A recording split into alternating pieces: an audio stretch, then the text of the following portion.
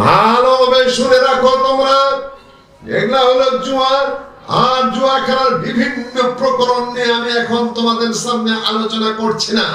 আরবের ভালো ভালো লোকরা জুয়া খেলতো, কিন্তু জুয়া খেলে যে পয়সা পেত নিজেরা ভোগ করতো না, জুয়ার পয়সা গরিবের মধ্যে বন্টন করে দিত। এই জন্য জুয়ার ছিল সমাজের খুব মর্যাদাবান ব্যক্তি। কেন? জুয়া খেলে যা পাবে গরিবকে দান করে দেবে, ওর মতো ভালো লোক আর কে আছে? কিন্তু মহৎ উদ্দেশ্যে যদি খারাপ কাজ করো, সেই কাজকে খারাপই থাকবে।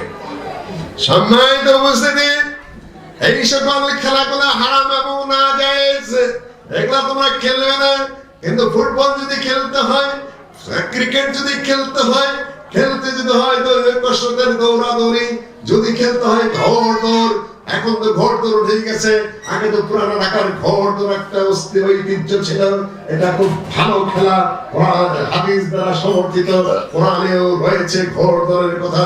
ওয়াইদুহুম মাসতাতাতুম মিন কুওয়াতিন ওয়া মিন রিবাতিল খাইল ওয়াল খাইলিল মুসাওয়ামা। যত বড় ঘোড়া পোষক, ঘোড়া দৌড়, ঘোড়ার মধ্যে বীরত্ব, ঘোড়ার মধ্যে আভিজাত্য রয়েছে।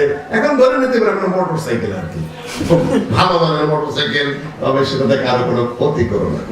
সব হেলমেট পরে মোটরসাইকেল চালাবে, আইন মেনে চলবে, লাইসেন্স যেন কাছে থাকে, নিয়ম মতো চালাবে, বেআইনি চালাবে না, অন্যায় করবে না, দুর্নীতি করবে না, আদর্শ যুবক হতে চেষ্টা করবে।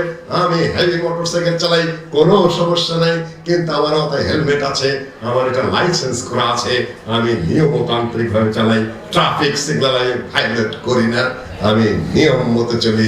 তাহলে তুমি একজন আদর্শ বলিষ্ঠ যুবক। আল্লাহর নবী বলেন, আল মুমিনুল কওয়ি খায়রু ওয়া আহাব্বু ইলাল্লাহি মিনাল মুমিনিদ দাঈফ। দুর্বল মুমিনের চেয়ে সবল মুমিন, বলিষ্ঠ মুমিন হলো উত্তম। তুমি সবল থাকবে, বলিষ্ঠ থাকবে, স্মার্ট থাকবে, কাজের হবে, সময় মতো উপস্থিত থাকবে সবকিছুতে। সম্মানিত শ্রোতৃ মণ্ডলী, আমি যেটা বলছিলাম, কাতারে হয়ে গেল ফুটবল ম্যাচ, সেটা ইসলামিক কায়দায় নাকি হয়েছে।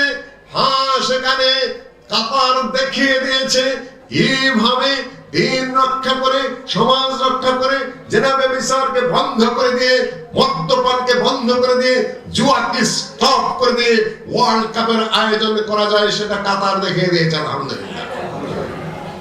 সারা পৃথিবীর একটা ধারণা ছিল, এমনকি ব্রাজিলে যখন ওয়ার্ল্ড কাপ হয়েছে, বিশ্বের যে কোনো দেশে বড় কাপ হয়, সেখানে প্রধান ব্যবসায় হয় দেহ ব্যবসা, জেনার ব্যবসা। পৃথিবীর লোকজন যাবে, জেনা করবে, পয়সা পাবে রাষ্ট্র। সেখানে প্রধান ব্যবসায় হয় সেখানে মদের ব্যবসা। মদ বিক্রি হবে, দেড়হাসে বিক্রি হবে, কোটি কোটি ডলার তারা উপার্জন করবে। সেখানে প্রধান ব্যবসা ক্যাসিনো, জুয়ার ব্যবসা। এই উপলক্ষে বাজি ধরবে, বাজি ধরার মাধ্যমে তারপরে তারা পয়সা রুজি রোজগার করবে। এই তাদের থাকে এই সকল সব কিছু, মদ, জুয়া, ব্যভিচার, সকল কিছু স্টপ করে দিয়ে আজানের সময় কোন খেলা হয়নি, সময় মতো আজানের বাইরে, সালাতের ওয়াক্তের বাইরে সেখানে খেলা অনুষ্ঠিত করেছে। এবং সেখানে বিশ্বের বড় বড় দায়ীর আল্লাহদেরকে নিয়ে, ডক্টর জাকির নায়েকের মতো মনীষীদেরকে নিয়ে সেখানে ইসলাম প্রচারের ব্যবস্থা করা হয়েছে। বেশ কিছু মানুষ ইসলাম গ্রহণ করেছে, আলহামদুলিল্লাহ।